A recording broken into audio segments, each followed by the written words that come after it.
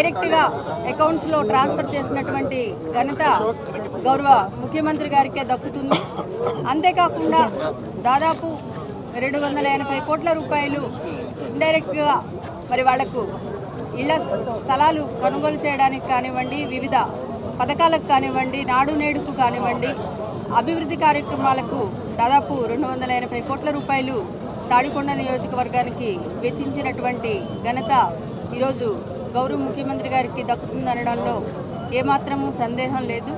మరి వారు చేస్తున్నటువంటి అభివృద్ధి సంక్షేమ కార్యక్రమాలు ఈరోజు రాష్ట్రంలో ఉన్న ప్రతి ఒక్కరికి కూడా సంక్షేమ ఫలాలు అందజేస్తున్నటువంటి పరిస్థితి.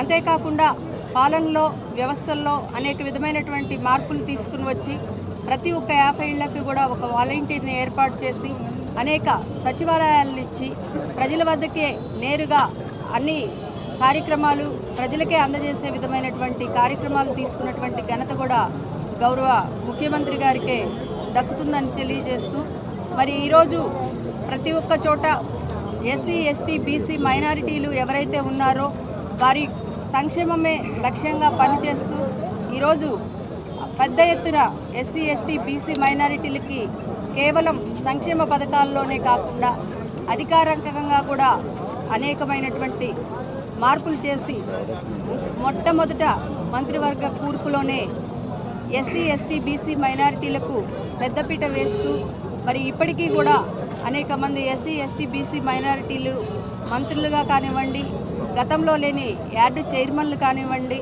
సొసైటీ ప్రెసిడెంట్స్ కానివ్వండి, అదేవిధంగా మహిళలకు సంబంధించి ఈరోజు పెద్ద ఎత్తునటువంటి సంక్షేమాన్ని అలాగే ఆ సాధికారతను అందజేస్తున్నటువంటి గౌరవ ముఖ్యమంత్రి గారికి ధన్యవాదాలు తెలియజేస్తూ, మరి మనకు సాధికార బస్సు యాత్ర ప్రతి నియోజకవర్గంలో కూడా జరుగుతూ ఉంది.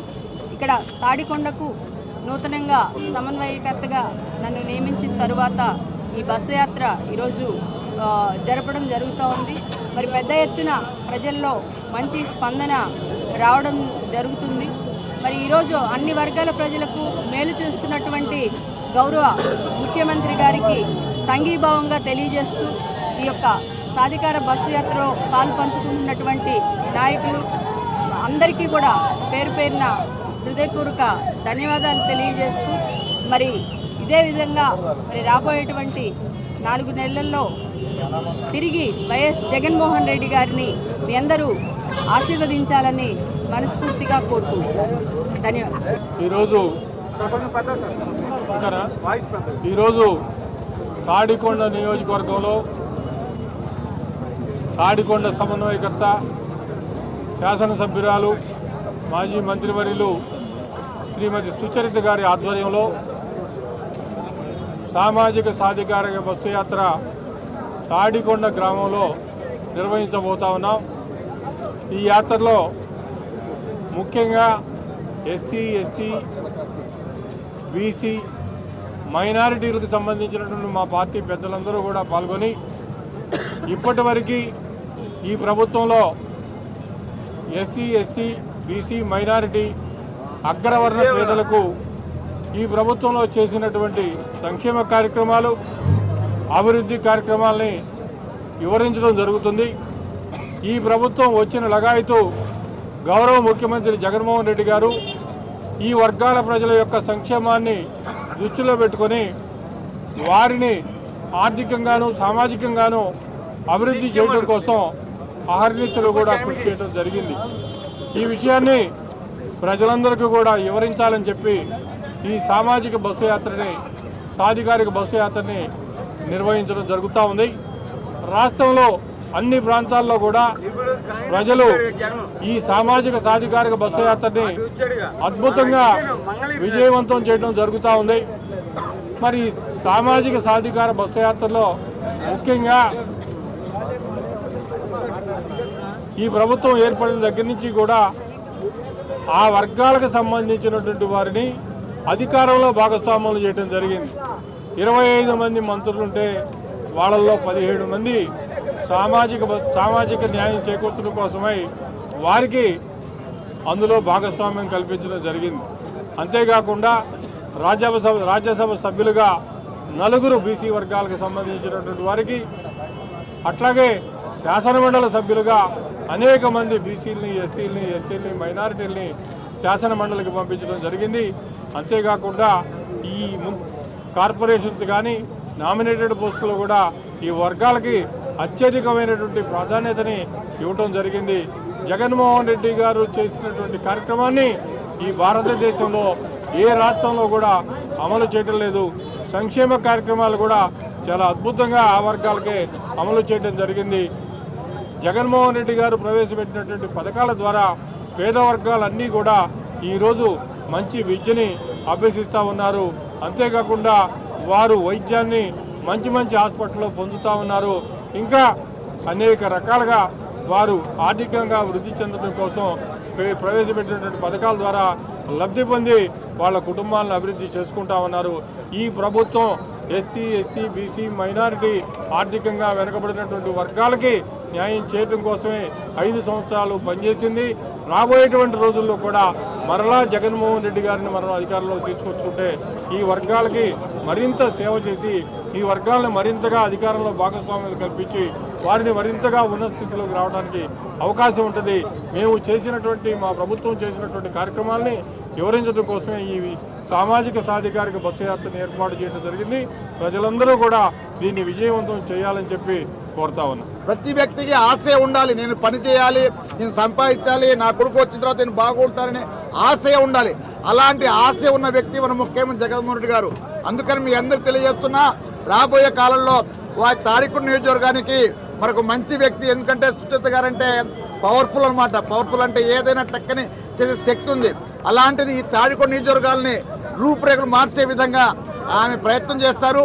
దానికి తోడుగా నేను కూడా ఈ నియోజకవర్గ వ్యక్తిని కాబట్టి తప్పకుండా ఆమె సహకారంతో ఈ నియోజకవర్గాన్ని ఒక మార్పు తీసుకున్న ఆమె నా ప్రయత్నం కాబట్టి ప్రతి ఒక్కరూ రాబోయే కాలంలో వైఎస్ఆర్ కాంగ్రెస్ పార్టీకి అండగా ఉండవలసిందిగా కోరుతున్నాను. అదేవిధంగా ఈరోజు చాలా తాడికొండలో ఒక పండుగ వాతావరణం ఏర్పడింది. ఎందుకంటే సుచరితమ్మ గారు వస్తున్నారు, మాకు ఆనందం అని చెప్పేసి చాలామంది అక్కడ వేచి చూస్తున్నారు.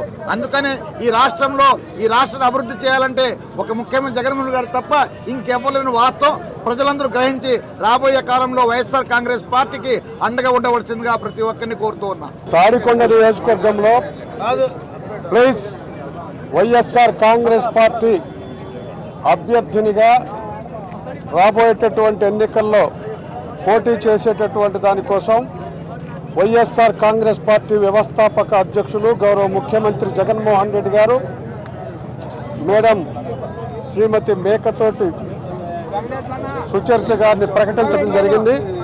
వారు ఈ రోజున సామాజిక సాధికారత బస్సు యాత్ర కార్యక్రమాన్ని వారి అధ్యక్షతన రూపొందించబడింది. ఈ కార్యక్రమానికి దాదాపుగా నియోజకవర్గం నుండి 10,000కు పైబడి స్వచ్ఛందంగా కార్యకర్తలంతా కూడా ఎంతో ఉత్సాహంతో వైఎస్ఆర్ కాంగ్రెస్ పార్టీ కార్యకర్తలు అభిమానులంతా కూడా 10,000 మందికి పైబడి ప్రతి గ్రామాల్లోనూ కూడా వస్తూ ఉన్నారు. ఈ సాధికారత యాత్ర అనేటటువంటి దానికి ఈ సంఘంలో ఉన్నటువంటి అన్ని కులాలకు కూడా సరైనటువంటి సామాజిక న్యాయాన్ని కల్పిస్తూ సమాజ స్థాపనను కల్పించేటటువంటి దానికి ప్రయత్నాలు కాకుండా సమాజ స్థాపనను ఇచ్చినటువంటి గౌరవ ముఖ్యమంత్రి జగన్మోహన్ రెడ్డి గారికి అన్ని వర్గాలకు సంబంధించినటువంటి వారు కూడా స్వాగతం చెప్తూ ఈ రోజున గౌరవనీయులైనటువంటి శ్రీమతి ఎమ్మెల్యే మేకతోటి సుచరిత గారిని ఘనమైనటువంటి మెజారిటీతో గెలిపించే విధంగా ఆ ప్రజల యొక్క మద్దతును తెలియపరుస్తూ సంఘీభావం తెలియపరుస్తున్నటువంటి వారందరికీ కూడా స్వాగతం చెప్తూ ఉన్నాం. సామాజిక సాధికారత బస్సు యాత్ర అన్నది దాదాపు 2 నెలల నుంచి రాష్ట్ర వ్యాప్తంగా ఈ కార్యక్రమం ఒక పండుగ వాతావరణంతో మరి ఎస్సీ, ఎస్టీ, బీసీ, మైనార్టీలందరూ కూడా పెద్ద ఎత్తున మద్దతు పలుకుతూ ప్రభుత్వానికి జరుగుతున్నటువంటి కార్యక్రమం ఇది. మరి మన గౌరవ ముఖ్యమంత్రి జగన్మోహన్ రెడ్డి గారి సంక్షేమ సుపరిపాలన మనందరి ప్రభుత్వం అనే నమ్మకాన్ని 4.5 సంవత్సర కాలంలోనే ఈ ఎస్సీ, ఎస్టీ, బీసీ, మైనార్టీలందరికీ కూడా ప్రభుత్వ సంక్షేమ కార్యక్రమాలన్నీ కూడా వాళ్ళ చెంతకు చేర్చి వాళ్ళ జీవితాల్లో ఆనందాన్ని, సంతోషాన్ని చూసినటువంటి ముఖ్యమంత్రి జగన్మోహన్ రెడ్డి గారు మరి ఆయన తీసుకున్నటువంటి నిర్ణయాలు ఎంతో విప్లవాత్మకమైన నిర్ణయాలు. విద్య, వైద్య, వ్యవసాయ రంగాల్లో మరి దేశానికి ఈరోజు ముఖ్యమంత్రి గారు ఒక రోల్ మోడల్గా, ఒక ఆదర్శవంతంగా ప్రజల వద్దకే పరిపాలన అన్న పద్ధతిలో ఈరోజు పేదల ప్రభుత్వంగా ఈరోజు పేదరికం లేని సమాజం కోసం అనునిత్యం ఒక సంకల్పంతో ముందుకెళ్తున్నటువంటి ముఖ్యమంత్రి జగన్మోహన్ రెడ్డి గారు మరి సంక్షేమంతో పాటు అలాగే 75 సంవత్సరాల స్వతంత్ర భారతదేశంలో ఏ నాయకుడు కూడా కల్పించినటువంటి సామాజిక న్యాయాన్ని ఎస్సీ ఎస్టీ బీసీ మైనార్టీలందరూ కూడా 75% స్థానిక సంస్థలు అయితేనేమి, రాజ్యసభ స్థానాలు అయితేనేమి, ఎమ్మెల్సీలు అయితేనేమి, తన మంత్రివర్గంలో మరి 17 మందికి ఎస్సీ ఎస్టీలకి మంత్రులుగా నియమించినటువంటి ముఖ్యమంత్రిగా మరి దేశానికే ఈరోజు ఆదర్శం మన జగనన్న. మరి బిఆర్ అంబేద్కర్ గారి ఆశయాల సాధనగా ఈరోజు మన జగనన్న మరి ఆయనకి ఈరోజు అన్ని వర్గాల మరి అలాగే మహిళలకు కూడా మంచి సాధికారతని అందిస్తూ మహిళాభివృద్ధి కోసం కూడా అనేక సంక్షేమ కార్యక్రమాలు తీసుకొచ్చి వాళ్ళ పేర్ల మీదనే ఈరోజు అమ్మఒడి, చేయూత, ఆసరా, ఎస్సీ ఎస్టీ బీసీ మైనార్టీ మహిళా తల్లులకి 30 లక్షల మందికి ఇళ్ల స్థలాలు, ఇండ్లు కూడా కల్పించినటువంటి ముఖ్యమంత్రి. మహిళలే మహారాణులుగా ఈరోజు జగనన్న ప్రభుత్వంలో అంత సంక్షేమాన్ని, అభివృద్ధిని మహిళా తల్లులు కూడా అందించినటువంటి ముఖ్యమంత్రి జగనన్న. కాబట్టి రాబోయే 2024 ఎన్నికల్లో ఎవరు ఎన్ని రకాలుగా మారువేషాలు వేసుకొని వచ్చినా, ప్రజల్ని మోసం చేయాలని చూసినా ప్రజలు నమ్మే పరిస్థితి రాష్ట్ర ప్రజలు లేరు. ఖచ్చితంగా ప్రజా సంక్షేమాన్ని అందిస్తున్న జగనన్నకే రాష్ట్ర ప్రజలందరూ కూడా 2024 వైనాట్ 175 దిశగా ఈ వర్గాలన్నీ కూడా జగనన్నకు అండగా నిలబడిపోతున్నాయి. ఈ సామాజిక సాధికార బస్సు యాత్రని ఈరోజు తాటికొండ నియోజకవర్గంలో ప్రజలందరూ కూడా దీన్ని జయప్రదం చేయాలని చెప్పి మనస్ఫూర్తిగా కోరుకుంటున్నాను. మేకతోటి సుచరిత గారి నాయకత్వంలో సామాజిక సాధికార బస్సు యాత్ర జరుపుకుంటున్నాం. చాలా సంతోషం. జగన్మోహన్ రెడ్డి గారి 4.5 సంవత్సరాల సుపరిపాలనలో ఎన్నో విప్లవాత్మకమైనటువంటి మార్పుల్ని ఈ ప్రభుత్వం తీసుకురావడం జరిగింది. దాన్ని అనుగుణంగా ఏదైతే ఈ ఎస్సీ ఎస్టీ బీసీ మైనారిటీ అగ్రవర్ణాల్లో ఉన్నటువంటి పేద ప్రజలకి ఏ విధంగా ఈ యొక్క ప్రయాణం ఎంత చక్కగా వాళ్ళ ఉన్నతికి ముందు బాట వేసింది అనే దాన్ని చెప్పుకునే దానికోసం ఈ యాత్రని ఈరోజు మనం చేసుకోబోతా ఉన్నాం. అందులో మెయిన్గా మనం చూసుకోవాల్సింది ఆంధ్రప్రదేశ్ ఈ 4.5 సంవత్సరాల కాలంలో ఎంతో గొప్పగా మనం వృద్ధి తీసుకున్నాం. ఫస్ట్ మనం చూస్తే GSDP, gross sales domestic product, GSDP వృత్తిలో ఆంధ్రప్రదేశ్ మనం గవర్నమెంట్ రాకముందు 16వ ర్యాంకులో ఉంటే మన గవర్నమెంట్ వచ్చిన తర్వాత ఈరోజు 4వ ర్యాంకు తీసుకొచ్చుకున్నాం. చాలా బ్రహ్మాండమైనటువంటి ప్రోగ్రెస్. ఇవన్నీ కూడాను ఆర్బీఐ వాళ్ళు ఇచ్చినటువంటి గణాంకాలు అన్నమాట. అలాగే పర్ క్యాపిటల్ ఇన్కమ్, తలసరి ఆదాయం వచ్చేసేసి 2019లో 17వ స్థానంలో ఉంటే రాష్ట్రం దేశంలో మనం ఈరోజు దాన్ని 9వ స్థానానికి తీసుకొచ్చుకునే విధంగా ఈ పరిపాలన. అలాగే రుణవృద్ధి కూడా దాదాపు 2014-19లో 169% వృద్ధి రుణం పెరిగింది. అలాంటిది మన గవర్నమెంట్ వచ్చిన తర్వాత ఇది దాదాపు 60%కి తగ్గింది. అంటే అన్ని విధాల డెట్ కూడాను చాలా చక్కగా బ్యాలెన్స్ చేయడం జరిగింది. అలాగే ప్రభుత్వ ఉద్యోగాలు కూడా టీడీపీ గవర్నమెంట్ టైంలో 2014 నుంచి 19లో కేవలం 34,000 వస్తే మన గవర్నమెంట్లో 4,93,000 ఉద్యోగాలు, ప్రభుత్వ ఉద్యోగాలు రావడం జరిగింది. ఇవన్నీ కూడాను మొత్తం ఈ గణాంకాలన్నీ కూడాను ఆర్బీఐ నుంచి కానివ్వండి, అలాగే మంచి డేటా నుంచి మనం తీసుకొని సబ్మిట్ చేస్తున్నాం. అలాగే వ్యవసాయంలో కూడా ఆ రోజుల్లో టీడీపీ గవర్నమెంట్ 14 నుంచి 19లో మనం చాలా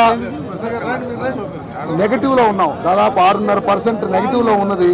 అది ఈరోజు దాదాపు ప్లస్ 5.5%కి, అంటే మొత్తంగా చూసుకుంటే దాదాపు 12% వృద్ధి తీసుకొచ్చే విధంగా మన ప్రభుత్వం నడిచింది.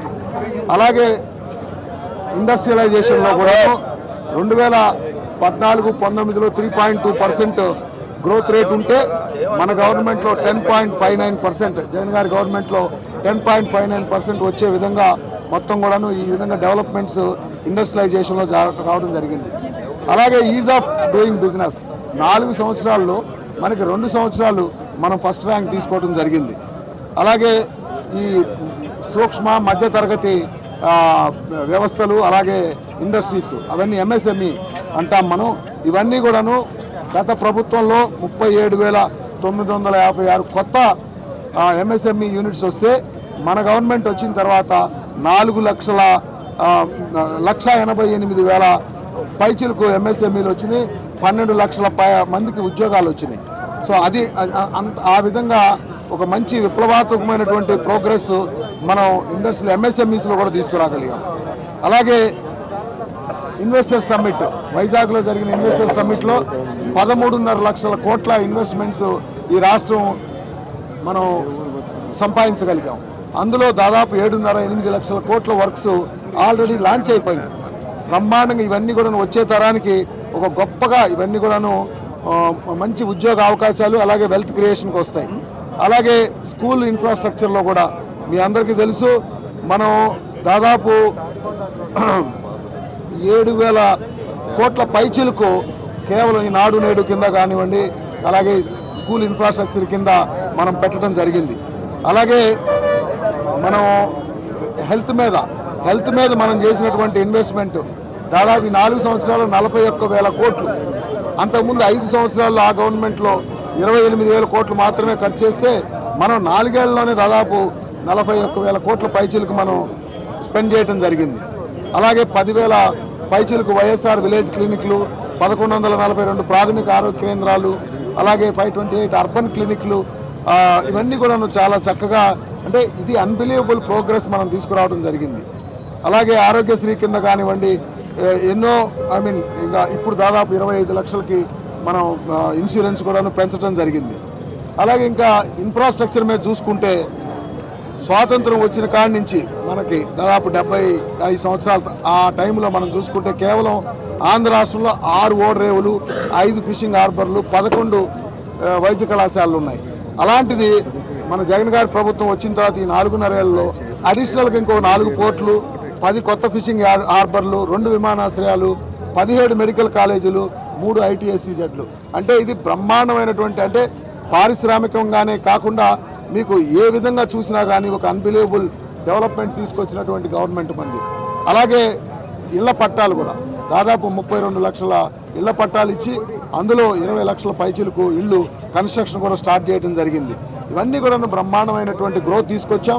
ఇందులో ఎక్కువగా SC, ST, BC, మైనారిటీ అలాగే అగ్రవర్ణాల్లో ఉన్నటువంటి పేదలకి వాళ్ళ రోలు, వాళ్ళ రెస్పాన్సిబిలిటీస్, వాళ్ళకి అకౌంటబిలిటీ వచ్చే విధంగా ఈ ప్రభుత్వం, జగన్ గారి ప్రభుత్వం నడిచింది. కాబట్టి ఇంత చేసినటువంటి ఇంత గొప్పగా ఇందులో కూడా 2 సంవత్సరాల పైచిలకు మనకి కరోనా పోయింది, అయినా కూడా గవర్నమెంట్ చాలా చక్కగా పనిచేసి ఒక మంచి వ్యవస్థని నిర్మించింది భవిష్యత్ తరాలకి. సో ఇది మనం ప్రజలకు అందరికీ తెలియజేయాలి. అందులో మరీ ముఖ్యంగా SC, ST, BC, మైనారిటీ వర్గాలకి